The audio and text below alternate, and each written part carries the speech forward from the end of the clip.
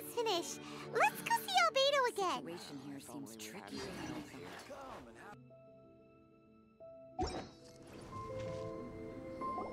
Albedo! Traveler, Paimon. I suppose your story is ready. Yep. How about you? Do you need some more time? No need. I am also ready to tell my story. Paimon calls dibs. Paimon first! Please, go ahead. Okay, here goes.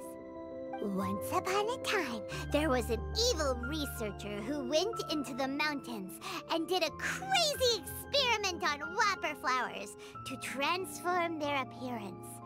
After a lot of pain and suffering, the whopper flowers finally took on a human form. Then they stood by the side of the mountain to wait for unsuspecting bypassers. To whoever spoke to them, they would ask some questions such as, "Who am I? Who are you?" If the bypasser got the wrong answer, the last sound they'd make would be a yelp before the whopper flower ate them alive in one bite. Ooh, truly frightening. What the? You two aren't scared at all!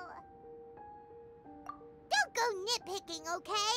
If you didn't like the story, go write your own!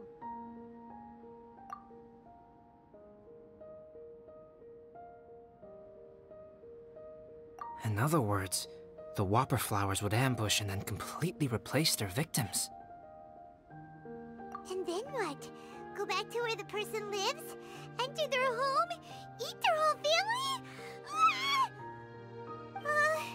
Paimon made up this story, but now Paimon's the one who's scared by it. It's a good story. Oh, may I write it down? I may bring it up in future conversations.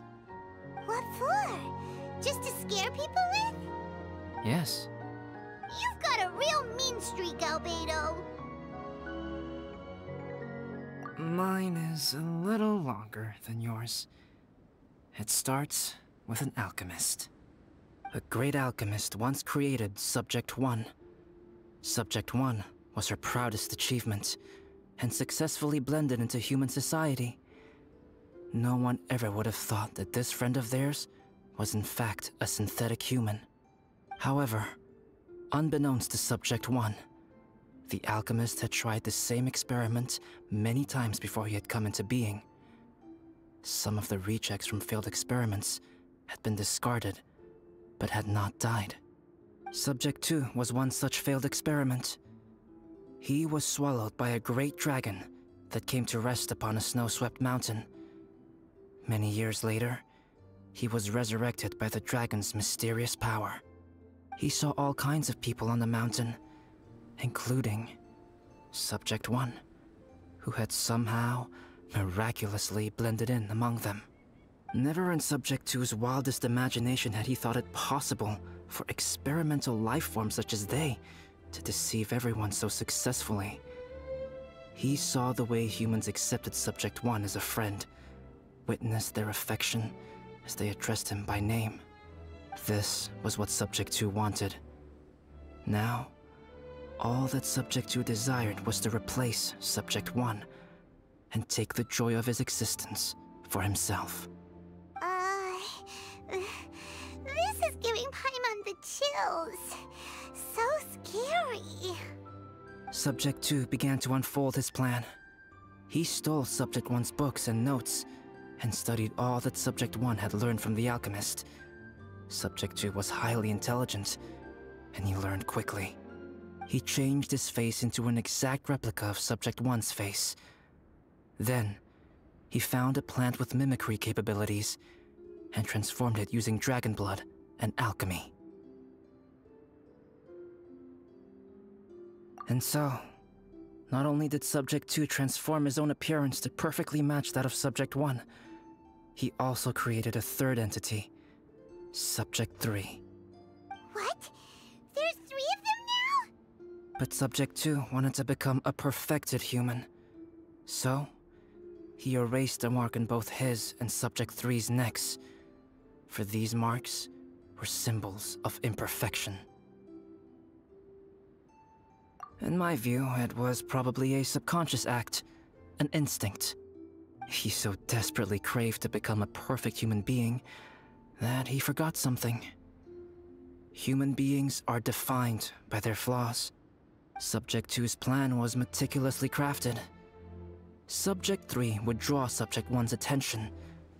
After Subject 1 disposed of Subject 3, he would assume the threat had now disappeared and would let his guard down. The next moment that Subject 1 was alone, Subject 2 would make his move. He would eliminate Subject 1 and become the only one remaining. He would secretly replace the Subject 1 of everyone's memories and inherit his identity, residence, clothing, sword, name, and friends. People would have no idea that the individual they knew had become somebody else from one day to the next. This is way too scary. Paimon's never gonna be able to trust anyone again. But just before Subject 2 could carry out his plan, a unique stranger entered the mix. Subject 2 tried to make contact with this person, but found that they could somehow sense he was different from Subject 1. What's wrong? Are you scared? What happened then? What happened to the stranger? He became a new stage in Subject 2's plan. One more person that Subject 2 had to dispose of. It's as if there were 3 identical roses in a garden. Only one of the 3 was a fine specimen, while the other 2 were defective specimens that bore poisonous thorns. In all the world, only the gardener who tended to them could tell which was the good specimen. People do not like poisonous plants. Only a perfect rose can fetch a high price. If the inferior specimens wanted to conceal the fact of their worthlessness, they would have to take the gardener out of the picture, using their poisonous thorns. This is exactly what Subject 2 was thinking. So, he hid in the shadows and waited patiently. Maybe soon, he would get his chance to become truly human.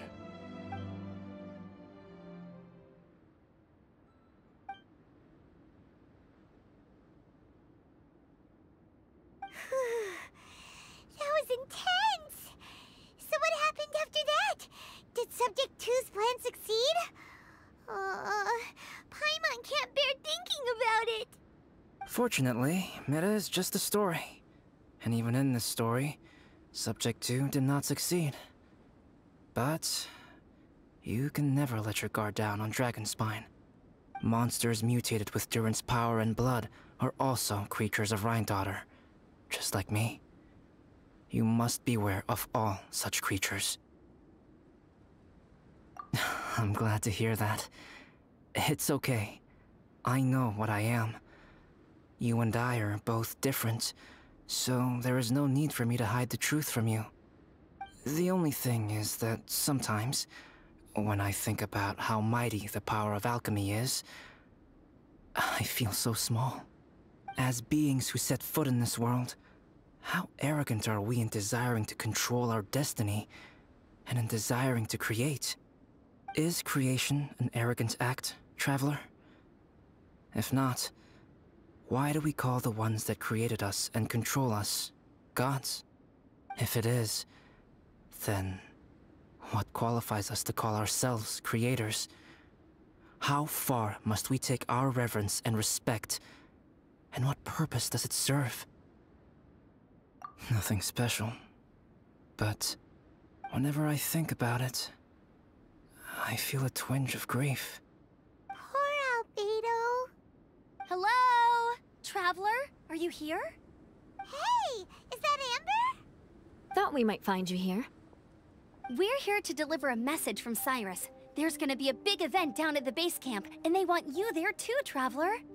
Winter camp is nearing its end. Apparently, even provisional instructors are required to attend. Looks like we need to go, albedo. Bye for now. Then I won't keep you.